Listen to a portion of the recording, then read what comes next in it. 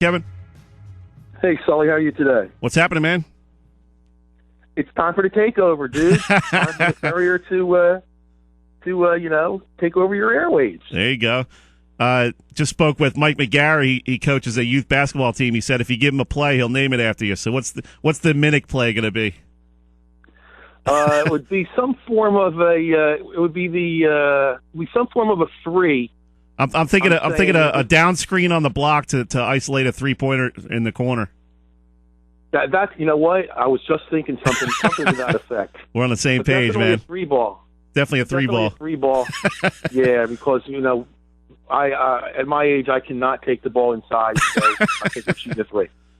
No little turnaround baby hook. No, I never had a baby hook. When I played, it was from the outside. So the 3-point line wasn't even there when I was playing. So nowadays, that's showing your age there. I have no problem. With my age. I'm old enough now that I'm starting to cover. I'm covering kids whose parents I covered when they were in high school. So, it's the longevity. I'm consistent. I've been around, and it's what happens when you've been in the business for as long as we've been in the business. Well, when you start covering somebody's grandkid, that's when you know you've really been around a while. That's when we can seriously begin to think about retirement. Did you play any high school ball? I did not play high school ball, Sully. I was not, I was okay, but I was not good enough, and I'm the first to admit I was out of shape at that point in time. So, I played freshman soccer, and that may have been about it. That was the highlight of your career. As far as high school is concerned, but like every other, there's only so many kids that play, and then there's your outlets with parks and recreation and stuff like that with other things. So it wasn't as if I never played anything, but I played. So it was funny. I was a baseball player in high school, and my brother kind of convinced me to try out for a winter sport, try to stay in shape. He's like, "Yeah, go out for basketball." I was like, "All right." Never played any kind of organized basketball, just on the street or whatever. So I get there in the sign up meeting, and one of the varsity guys was like, "Hey man, what position are you trying out for?" I said point guard. I thought that's the guy who scored all the points. Oh boy, so that was my knowledge of basketball at 14 years old. Oh well, I'm hoping your knowledge is a little bit more by now. Hopefully, anyway. I think it probably is. If not, I fake it pretty well. You're doing a good job. So what's going on? Actually, real cool event going on at Paul VI, the Winter Classic. Some real good matchups. St. Augustine versus Camden. We talked about that game last week. That should be a great game out there today. Yeah, there's two big events this weekend. You got the Cherry Hill East Invitational, and then you got this is the first year for this Paul VI Winter Classic, and they're kind of going up against each other, which isn't the greatest thing in the world for those who are basketball heads. But the Paul VI game, you look at the schedule, and the Paul VI tournament today has some really good games, and there's 1, 2, 3, 4. There's eight or nine today. I want to say 8 today. And that I think the marquee game is the game at 3:30 with St. Augustine and Camden. Camden take a few bumps within this last week, and so kind of took a little bit of the shine off the game, because I thought maybe there was a possibility that this game could be a clear-cut 1-2 game. But it's still going to be very, very good. I think if Camden is on its game, this will be a very, very tough test for St. Augustine. It'll be clearly one of their toughest games of the season. And, Paul VI Gym's not the biggest in the world, but I think it'll be packed. And, it's a good day for South Jersey basketball, because there'll be games all day. Games are starting in just a few minutes now, and they'll be going right on up through 8 o'clock tonight when St. Joe plays Highland. So I'd say the second half of the day has the better matchups, which is, I guess, something you'd like to do in a tournament. But John Valori and Tony Devlin did a real nice job of getting these teams together, and then they do this months and months in advance, and they really do have some nice matchups. Just after St. Augustine and Camden today, Wildwood Catholic will play Cherokee. Spirit will play Bishop Eustace, and then, like I said, St. Joe will play Highland. So, those last 4 games of the day are pretty good. And then, Middle will play Pennsauken at 2:00 leading into that Camden St. Augustine game. So, for the Cape fans, you can get there by 1:30. You can spend the rest of your day there for $5 or $6. So nice. Pretty good afternoon of basketball, I think. Yeah, real cool matchup, like you mentioned, Highland versus St. Joe. St. Joe's been one of those surprise teams in the Cal this year, and Highland, one of those squads that had a real nice win over Mainland last year in the state playoffs. They made a little bit of a run. That should be a real interesting game there to cap things off. Yeah, St. Joe comes in. I think they're 16-4 now, 17-4, something like that. And with the tournament brackets, tournament pairings coming out on Thursday night. You look at who St. Joe gets. A real nice season for St. Joe. You got to really be impressed with what Paul Radio has been able to do down there. Marcellus Ross, one of the best of the sophomore group this year, a tremendous sophomore class this year in South Jersey basketball. And at 16-4, I think they're gonna be a Cal tournament team. I think they're going to be a team that people are going to look at and this is not the same old St. Joe basketball. That's known for its football, being a football school, and their prize for the state tournament is a first round game with the Patrick School. That's, in all honesty, that's brutal. Yeah, that's rough. Absolutely brutal.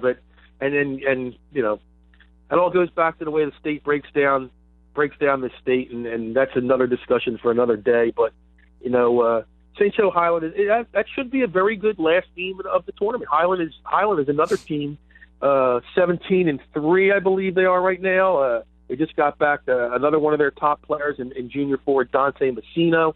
They've been playing extremely well all season, and that's a team that went to the South Jersey Group 3 final last year and lost to Winslow. So, a very good game to end it all, and like I said, a real nice day for high school basketball in South Jersey. What should we be keeping our eye on at the Cherry Hill East Invitational? Well, you look at today, always the highlight game of the day, so to speak, is always when East plays West, and the student sections kind of go bonkers with each other, and the place really does fill up. Cherry Hill East Gym.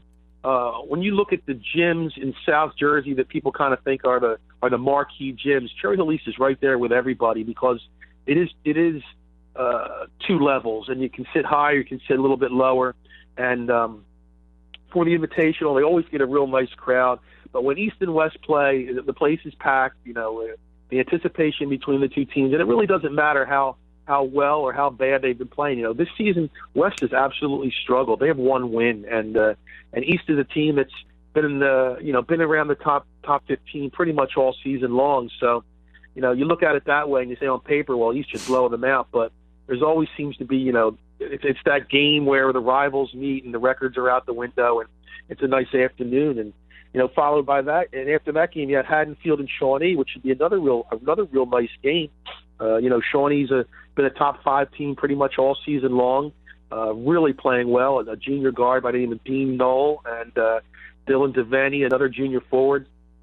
2 really good basketball players for Shawnee, and Shawnee's going to be a team that's going to contend in Group 4. So, Haddonfield has its couple of decent players. Mike DePersia is part of that sophomore class. So, another interesting couple of games over at Cherry Hill East today as well. And then both of those tournaments will continue tomorrow. When are we going to get a tournament named after you? The Minnick marquee matchups or something like that? Yeah, I'm working on that. I probably have to find a sponsor first that can handle everything, and then they can use my name, and I'll just sit back and watch. There you go. Let's look ahead a little bit here, Kevin, to the state playoffs. I know it's a couple weeks away, but one team that really interests me is Delsea Regional in South Jersey Group 3. This is a team we haven't really talked too much about, but they're used to playing some good basketball down the stretch, and that could be a team to keep your eye out for.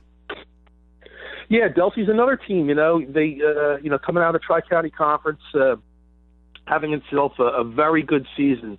They picked up, I guess it was about a week ago now, they picked up a win at the buzzer over Kingsway. They've been playing very well, and they'll get an opportunity to. I think they're a team that can make a run. I think you're looking at the brackets. They're a 5 seed, so they'll have Cumberland at home to open the tournament, and then potentially have to hit the road to play Mainland. So, I think they can get past Cumberland in that first round, but that second round game against Mainland should be very entertaining. Delsey's got some players, and they, Bryce Parks is a real nice kind of a swing man for them. He's got some range on his jump shot. They've got another of the very talented sophomores in Javon Gordon, who is a playmaker for them. And then not a whole lot of size, but enough size that they can compete. And I think they can make a run.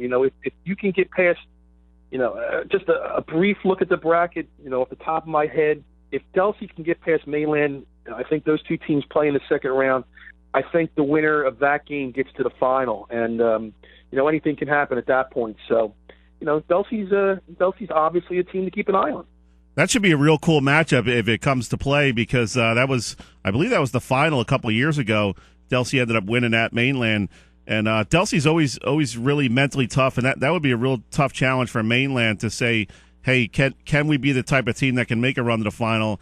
If so, we got to beat a real tough team in Delsey.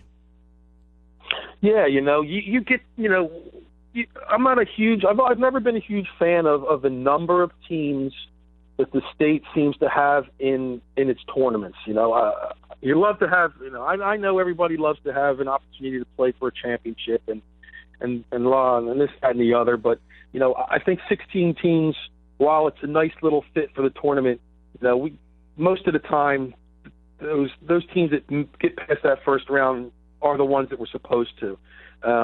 But yeah, you get to that Mainland game and that Mainland Delsey matchup, and that's a great game for both teams. And then both teams, in this group, I think the one of the finalists will come out of one of those two teams. So it should be interesting.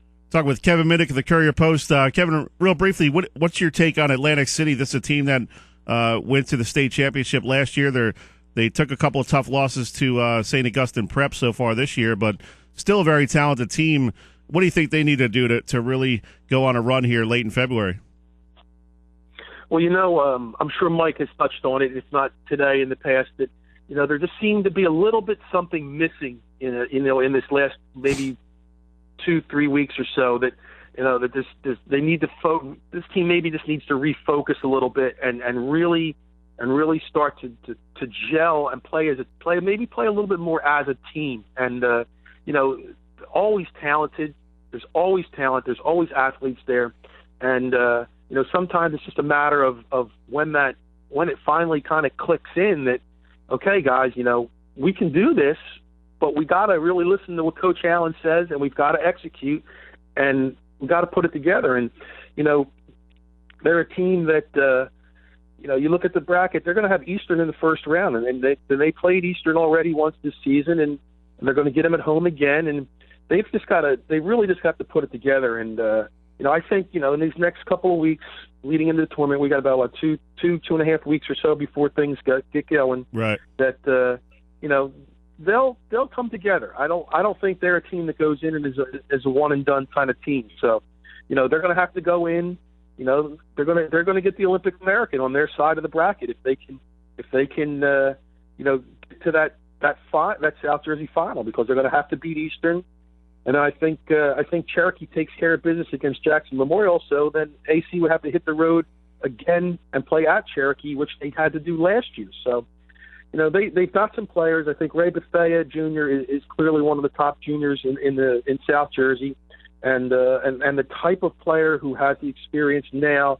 That if we need to if there's one player that we need to put the team on his shoulders, I think Ray can do it.